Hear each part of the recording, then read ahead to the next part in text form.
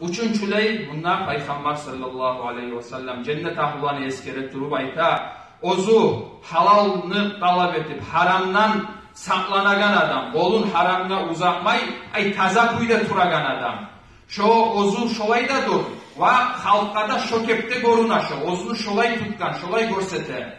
Ay bayağı hali misal üçün bir cahil adam, hali ayrıqta bizim vaktide bulay kıyınladır, çok cahil adamlara, işleri, zatları olmayı. Bayağı şolay adamlara şeytan vasvas salma başlayı.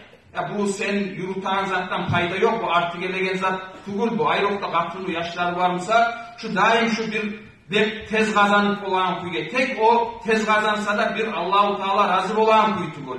Adamlara zulmü ettik ya da haram işlige düşüp. Buna hani şolay zatka şeytan şunu teverse de şu Peygamber ayda afifun, taza.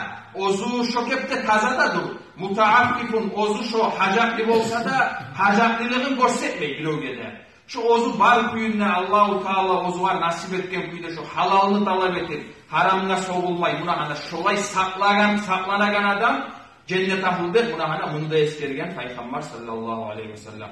Şolay aramızda cahiller varmışsa buna hani şöyle kıyıllıkta, ozokta durdur.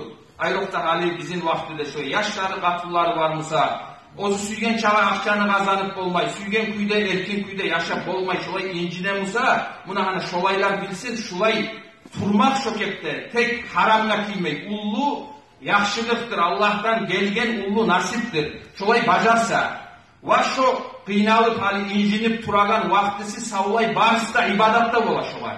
Şu ne gep ulan şolay, haramdan saklanır, şu neçağa kıyın işlerde de işler, kalıp kavuşalsa da şu işi de şunu şoğar ibarat bola, şoğar savap da yazıda, şu kıynalagağına, incinegağına, barda günahlarda çayla şu adamlar.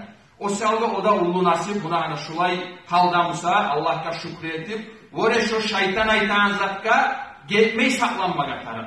Şeytan daim, ya bu senetegen zat, bu artı gelegen zat, bu sav omurun şulay getirecek seni. İncine turup, halkın arasında seni aburun olmayacak. Şulay malı yoklar, takırlarını aburun olmay, sözünü aburun olmay, aytkan zatında bir evde tınlamayı da buna daim şulay zatlan salıp dura, ayrıqta cahillege.